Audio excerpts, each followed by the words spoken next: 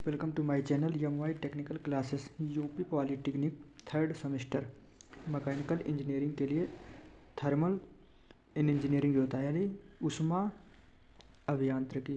दोस्तों जैसे कि आप लोग थंबनेल में देख के ये पता लग गया होगा दोस्तों कि इंपॉर्टेंट क्वेश्चन आज के लिए एग्जाम में बेस्ट एग्जाम में आने वाला क्वेश्चन है। दोस्तों अगर वीडियो पे नए हैं तो दोस्तों शेयर ज़रूर करिएगा दोस्तों के पास।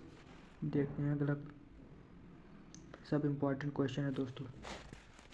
नंबर पहला, खुला ऊष्मागतिकी निकाय को परिभाषित कीजिए। यानी वह ऊष्मागतिकी निकाय जिसमें निकाय की जो होता है परिसीमा से जो होता है ऊर्जा तथा द्रव्यमान दोनों को स्थानांतरण हो सके, ओपन जो होता है ओपन थर्मोडायनेमिक्स सिस्टम कहलाता है। ठीक है दोस्तों, अगला देखते हैं क्लोज्ड थर्मोडायनेमिक सिस्टम यानी बंद ऊष्मागतिकी निकाय क्या होता है। यानी वह ऊष्मागतिकी निकाय जिसमें निकाय की जो होता है निकाय की परिसीमा से केवल ऊर्जा का स्थानांतरण हो सके, बंद ऊष्मागतिकी निकाय कहलाता है। क्वेश्चन नंबर 3, मात्रा निरपेक्ष गुणधर्म को समझाइए। यानी वह गुणधर्म जो निकाय के संपूर्ण पदार्थों के कोई हिस्से करने के बाद भी उसका मान प्रत्येक हिस्से के लिए समान होता है तो मात्रा निरपेक्ष गुणधर्म कहलाता है। ठीक है दोस्तों, अगला क्वेश्चन नंबर 4, अप्रतिवर्ती परिक्रम क्या होता है।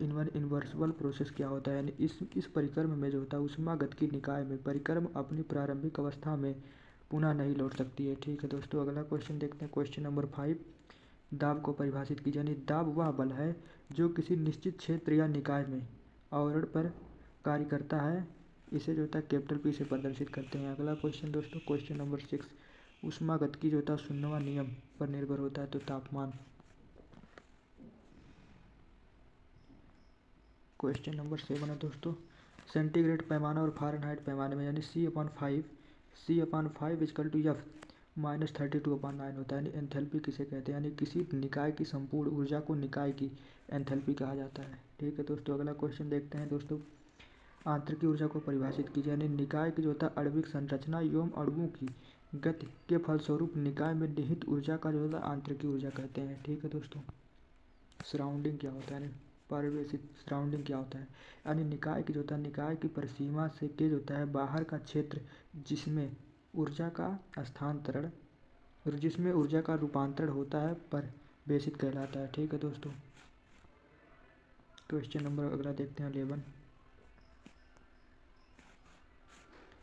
माइक्रोस्कोपिक एंड माइक्रोस्कोपिक में क्या होता है दोस्तों। इसमें जो होता है कोई आणविक जो होता है इसमें कोई अध्ययन आणविक स्तरों पर होता है।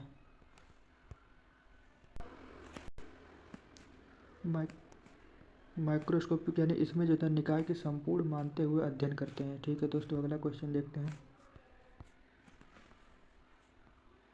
इंपॉर्टेंट क्वेश्चन है दोस्तों ये, विभिन्न प्रकार के ऊष्मागतिकी निकाय कौन कौन से होते हैं, प्रत्येक का उदाहरण सहित समझिए। यानी ऊष्मागतिकी निकाय दो प्रकार के होते हैं, ऊर्जा एवं द्रव्यमान को स्थानांतरण के आधार पर यानी ओपन थर्मोडायनेमिक्स और जो होता है क्लोज्ड थर्मोडायनेमिक्स यानी बंद ऊष्मागतिकी निकाय होता है दोस्तों। तो आज हम लोग बहुत इंपॉर्टेंट क्वेश्चन है दोस्तों, एग्जाम में 5 बार पूछा है दोस्तों, एक बार भी आने के चांस इसका 100% चांस है। इंपॉर्टेंट क्वेश्चन है दोस्तों ये। यानी ओपन थर्मोडायनेमिक्स क्या होता है, वह ऊष्मागतिकी निकाय जिसमें निकाय की परिसीमा से ऊर्जा तथा द्रव्यमान दोनों का स्थानांतरण हो सके, ओपन थर्मोडायनेमिक्स यानी खुला ऊष्मागतिकी निकाय कहलाता है। इसे प्रवाह निकाय यानी फ्लो सिस्टम भी कहा जाता है क्योंकि इसमें क्रियाकारी पदार्थ सतत रूप से निकाय की परिसीमा में प्रवेश तथा बाहर निकल सकते हैं। इसका एग्जाम्पल देख लो दोस्तों, एग्जाम्पल जैसे गैस टरबाइन, वाष्प टरबाइन, बॉयलर, वायु संपीड़क, वाष्प इंजन, अंतर्दहन इंजन एक्सेट्रा यानी आदि होता है। अगला क्वेश्चन देखते हैं दोस्तों, इसका डायग्राम देख लीजिएगा दोस्तों, बड़ा इंपॉर्टेंट है। ये देखिए दोस्तों, जैसे कोई सिस्टम होता है, सिस्टम को जो बाहर देखो द्रव्यमान होता है, यहाँ ऊर्जा पारित होता है, परिसीमा सराउंडिंग होता है, उष्मा निकाय होता है दोस्तों। फिगर देख लीजिए दोस्तों, फिगर जरूर बनाइएगा एग्जाम में। ये देखिए दोस्तों, क्लोज सिस्टम भी बहुत इंपॉर्टेंट है दोस्तों, 5 बार एग्जाम में आया है। यानी बंद ऊष्मागतिकी निकाय वह ऊष्मागतिकी निकाय जिसमें निकाय की परिसीमा से केवल ऊर्जा का स्थानांतरण हो सके, बंद ऊष्मागतिकी निकाय कहलाता है। देखिएगा दोस्तों, जैसे कि ये डायग्राम जरूर बनाइएगा एग्जाम में। जैसे कि कोई सिस्टम है तो यहाँ ऊर्जा प्रवेश कर रहा है, यहाँ से ये सराउंडिंग होता है, परिसीमा होता है, बाउंड्री होता है दोस्तों, यहाँ से ऊर्जा बाहर निकलता है। जैसे कि एग्जाम्पल में पिस्टन सिलेंडर पिस्टन होता है दोस्तों, इसको एग्जाम्पल में जरूर बनाएगा दोस्तों एग्जाम में अगर आएगा तो। ये भी इम्पोर्टेंट क्वेश्चन है दोस्तों। निम्नलिखित पर सापेक्ष टिप्पणी लिखिए। ऊष्मागतिकी संतुलन यानी थर्मोडायनामिक्स इक्विलिब्रियम क्या होता है? यानी ऊष्मागतिकी यानी संतुलन। थर्मोडायनामिक्स इक्विलिब्रियम यानी दो अलग अलग तापमान पर वस्तुओं को जो था एक दूसरे के संपर्क में लाने के बाद उच्च ताप की वस्तु से निम्न ताप की वस्तु में ऊर्जा ऊष्मा जो था रूपांतर ऊष्मा स्थानांतरण तब तक होता है। ऊष्मा स्थानांतरण जो होता है तब तक होता है जब तक कि दोनों वस्तुओं का तापमान एक समान नहीं हो जाता है। ऊष्मा का ट्रांसफ़र इसी घटना को थर्मोडायनामिक्स इक्विलिब्रियम कहते हैं। जैसे कि पानी की जो है ठंडी बोतल यदि वायुमंडल में रख दिया जाए तो वायुमंडल से ऊष्मा बोतल की तरफ ट्रांसफ़र होती है तथा ट्रांसफ़र तब तक होती रहती है जब तक कि ठंडी बोतल का तापमान वायुमंडल के तापमान के समान ना हो जाए। ये भी इम्पोर्टेंट क्वेश्चन है दोस्तों।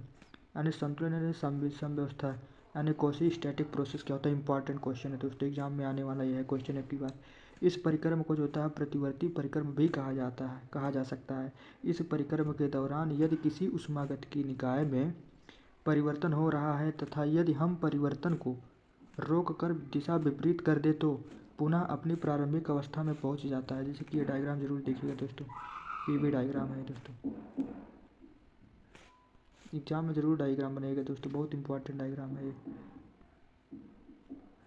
अगला क्वेश्चन नंबर प्रतिवर्ती जो था प्रतिवर्ती एवं अप्रतिवर्ती पर परिक्रम सापेक्ष टिप्पणी लिखा। यानी प्रतिवर्ती एवं अप्रतिवर्ती यानी रिवर्सिबल एंड इनरिवर्सिबल प्रोसेस क्या होता है? यानी जब ऊष्मागतिकी निकाय में परिक्रम इस प्रकार से हो कि परिक्रम समाप्त होने पर निकाय अपनी प्रारंभिक अवस्था धारण कर लेती है तो प्रतिवर्ती कहलाता है।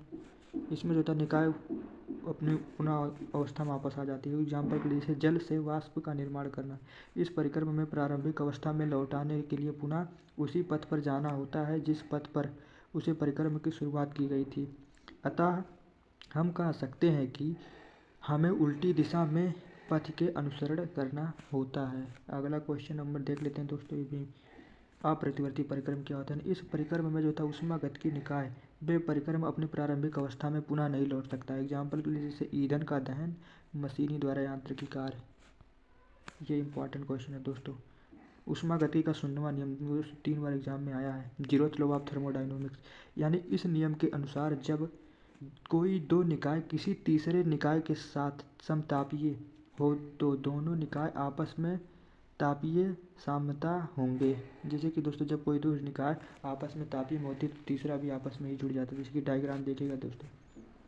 यानी निकाय के दोस्तों सत्यापन के लिए जो है किन्हीं 3 निकाय यानी ABCD को लेते हैं और परिवेश यानी सराउंडिंग को अविगलित यानी आइसोलेटेड में मान देते हैं।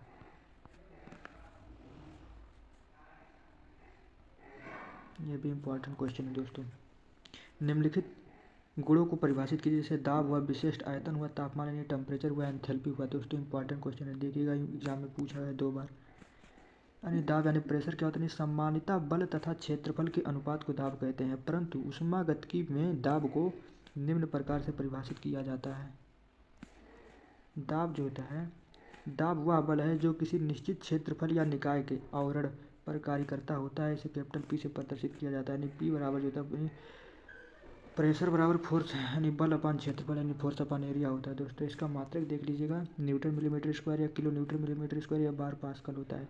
यानी एक बार होता है इक्वल टू 10⁵ न्यूटन पर मीटर स्क्वायर होता है, यानी 100 किलो न्यूटन पर मिलीमीटर स्क्वायर, यानी 1 पास्कल बराबर जो होता है 1 न्यूटन पर मिलीमीटर स्क्वायर होता है दोस्तों। यानी विशिष्ट आयतन क्या होता है? सब्स्टिट्यूट वैल्यू यानी दिए गए जो होता है कुल आयतन तथा कुल द्रव्यमान, दिए गए कुल आयतन तथा कुल अनुपात जो होता है द्रव्यमान के वो अनुपात को विशिष्ट आयतन कहते हैं। ठीक है दोस्तों, अगला क्वेश्चन देखते हैं, ये भी इम्पोर्टेंट है। तापमान यानी टेम्परेचर या ऊष्मा की तीव्रता को जो होता मापक होता है। हम जानते हैं कि ऊष्मा उच्च तापमान से जो होता है निम्न तापमान यानी ऊष्मा उच्च तापमान से निम्न तापमान की तरफ प्रवाहित होता है, अतः ऊष्मा का मापन भी उच्च तापमान से जो होता है निम्न तापमान की ओर ही होता है। यानी तापमान जो होता है, तापमान को मापने के लिए निम्न 3 पैमाने का प्रयोग किया जाता है। नंबर पहले सेंटीग्रेड, फ़ारेनहाइट, परम तापक्रम परिक्रम होता है, पैमाना होता है। ठीक है दोस्तों, सेंटीग्रेड देख लेते हैं, सेंटीग्रेड इंपॉर्टेंट है। इसमें जो होता है तापमान को सेंटीग्रेड मापा जाता है। स्केल पर जो होता है 100 भाग बना होता है, प्रत्येक भाग में 1 सेंटीग्रेड होता है। न्यूनतम जो होता है तापमान 0 डिग्री होता है तथा अधिकतम तापमान जो होता है 100 डिग्री होता है और 0 डिग्री सेल्सियस पानी पर जमाव बिंदु 100 डिग्री पानी का उबाल कर बिंदु होता है। ठीक है दोस्तों, फ़ारेनहाइट देख लेते हैं। फ़ारेनहाइट पैमाना इसमें जो होता है तापमान को फ़ारेनहाइट में मापा जाता है। इसमें पास्कल जो होता है 32 यानी 32 डिग्री सेल्सियस से जो होता है 212 डिग्री सेल्सियस तक होता है। इसे 180 के बराबर भाग में बांटा जाता है और सेंटीग्रेड पैमाने तथा फ़ारेनहाइट पैमाने में संबंध यानी C बराबर 5/9F-32 होता है। देख लीजिएगा दोस्तों सब आप लोग। परम तापक्रम पैमाना क्या होता है, यानी यह 2 उपवर्गों में विभाजित होता है। यानी केल्विन में होता है, जैसे 1 kelvin equal to T degree centigrade C plus 273। यह सेंटीग्रेड पैमाने को मापा जाता है। यानी रैंकिंग मापन क्या होता है, 1R equal to T degree centigrade पर 460 या फ़ारेनहाइट पैमाने पर मापा होता है। ये एंथैल्पी इंपॉर्टेंट है दोस्तों। एंथैल्पी क्या होता है, किसी निकाय के संपूर्ण जो होता है, किसी निकाय के संपूर्ण ऊर्जा को निकाय की एंथैल्पी कहा जाता है। यानी संपूर्ण ऊर्जा प्रवाह ऊर्जा तथा जो होता है आंतरिकी ऊर्जा को संयुक्त रूप से होता है। प्रवाह ऊर्जा जो होता है ऊर्जा तापतर यांत्रिकी ऊर्जा या यांत्रिकी कार्य से होता है। यानी इसे जो होता है कैपिटल एच द्वारा प्रदर्शित किया जाता है। इसका मात्रक किलो जूल पर किलोग्राम होता है। यानी एच बराबर होता है HB प्लस U होता है। यानी एंथैल्पी में परिवर्तन DH बराबर होता है DW प्लस DU होता है। जहाँ DW जो होता है कार्य होता है और DU जो होता है आंतरिकी कार्य होता है। किसी निकाय की जो होता है विशिष्ट एंथैल्पी मात्रा निरपेक्ष गुणधर्म कहलाता है। यानी आंतरिकी ऊर्जा क्या होता है, इंटरनल एनर्जी क्या होता है, इंपॉर्टेंट है दोस्तों ये भी। कि निकाय की जो होता है आणविक संरचना एवं जो होता है अणुओं की गति फलस्वरूप निकाय में निहित ऊर्जा को आंतरिकी ऊर्जा कहा जाता है। इसे कैपिटल U से निरूपित यानी प्रदर्शित किया जाता है। निकाय का गुण जो होता है अदृश्य होता है तथा इसमें इसे जो होता है सिर्फ महसूस किया जा सकता है। ठीक है दोस्तों, इसे सिर्फ महसूस किया जा सकता है। यानी आंतरिकी ऊर्जा में जो होता है परिवर्तन उसके तापमान में परिवर्तन पर निर्भर करता है। यानी आंतरिकी ऊर्जा में परिवर्तन निम्न समीकरण द्वारा होता है, जैसे DU बराबर mCV डेल्टा T जो होता है। इसमें जो होता है DU होता है, यह आंतरिकी ऊर्जा में परिवर्तन होता है। m जो होता है निकाय के अंदर द्रव्यमान होता है। यानी CV जो होता है विशिष्ट ऊष्मा स्थिर आयतन पर होता है और DT जो होता है तापमान में परिवर्तन। तो थैंक यू दोस्तों। अगर हमारा वीडियो आप लोग को पसंद आया होगा तो लाइक करिएगा। अगर वीडियो पे नए हैं तो सब्सक्राइब जरूर करिएगा दोस्तों। अब मिलते हैं नेक्स्ट वीडियो में। जय हिंद।